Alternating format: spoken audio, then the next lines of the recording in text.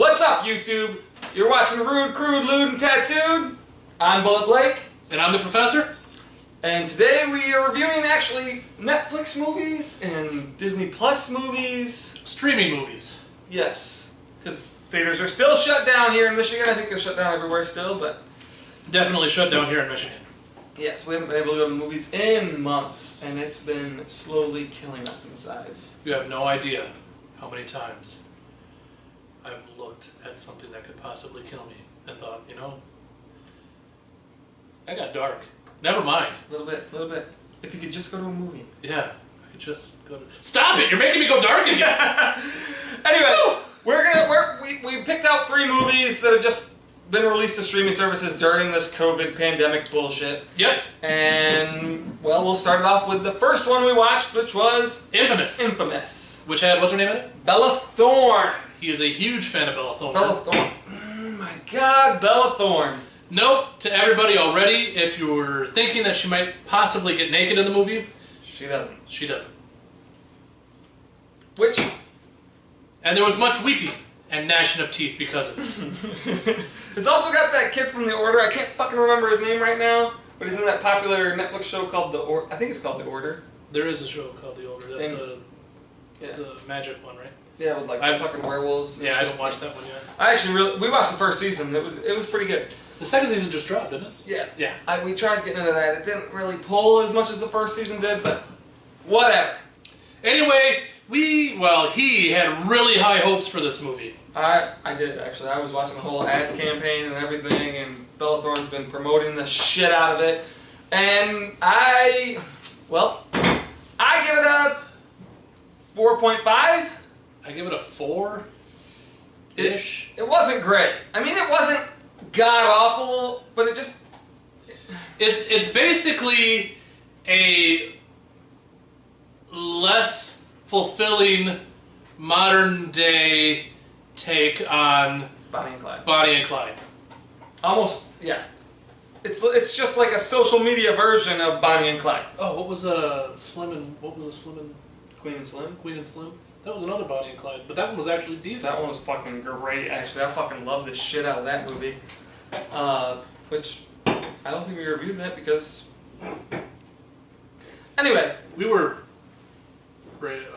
yeah. Lots of weird stuff has been happening the past couple months. But anyway, we did not like Infamous. Yeah, so if you haven't checked it out, don't. Or do. I mean, it wasn't awful, like I said. It wasn't awful, but it doesn't have any standout aspects. If you're into movies that like completely lack like depth, because there's not a whole lot of substance to this film.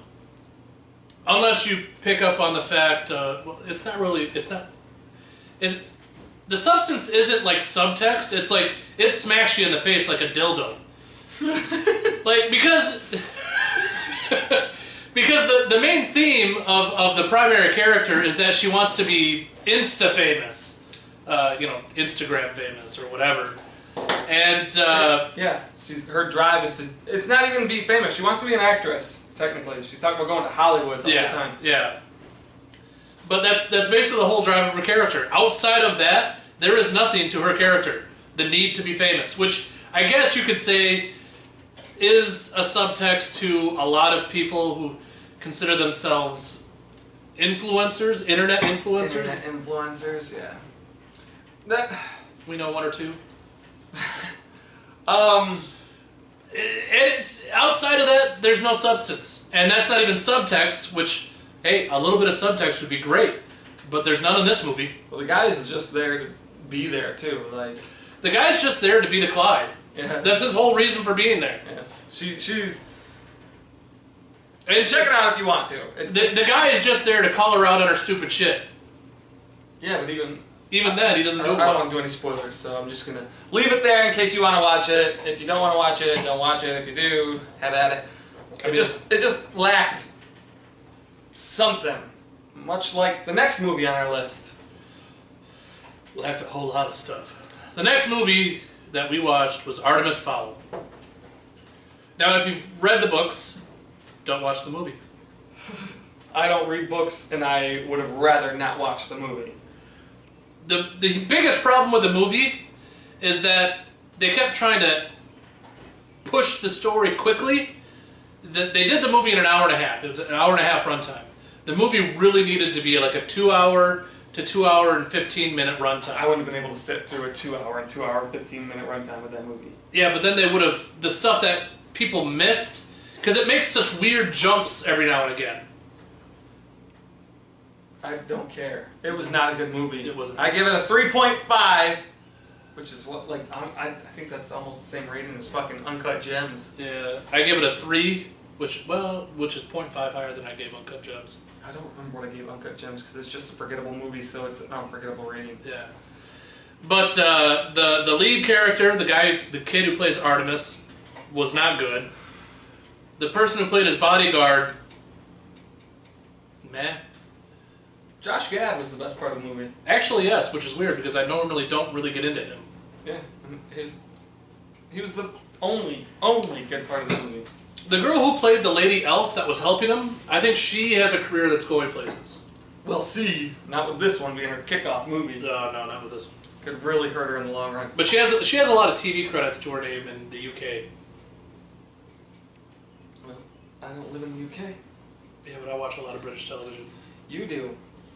Yeah. I mean, if you put like a young kid in front of it, they'll probably think it's fun because, ooh, flashy lights and flying creatures. Meh. I don't even think so. I think your kid will be bored to shit if you try to watch this fucking movie. I really do. I do not think your kid will like it. I do not think you should waste time watching it. I would really steer clear of it. It's not a good movie. It's not worth watching. It had one line that made me laugh out loud, which I won't spoil it in case you watch it. It's like the one saving grace of the whole fucking movie. Which, it's not even a saving grace. It's not. It's still just a 3.5. Anyway, we're also not too into that movie. So, moving on to our next movie. Our last movie for the video. Which is the best movie of the three. Oh, yeah. You Should Have Left. Kevin Bacon. Oh, Kevin Bacon. We're big Kevin Bacon fans. Huge Kevin Bacon fans. Like since we were kids, Kevin Bacon fans. Like, we even really dig Footloose type of Kevin Bacon fans. Like, I even like R.I.P.D. because I'm a Kevin Bacon fan. Kevin Bacon? Kevin Bacon. And a woman that he doesn't like, Amanda Seyfried. I fucking hate Amanda Seyfried. I really just don't. I won't get into that because this movie was actually decent. It was actually a good movie. I give it a 6.5. I give it a 7. It was strong. Like, it's a very good thriller. Like, that there was moments that were horror, and I think it's classified as a horror, but I feel it's more of a thriller than a horror.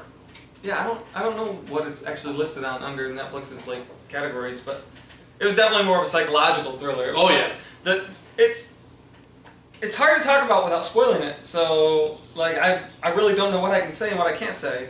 Well, yeah, because even the movies I could compare it, yeah, even the movies that I would compare it to would give away the plot immediately. So we're not going to talk about it. We're just going to tell you that you should definitely see it if you like that type of movie.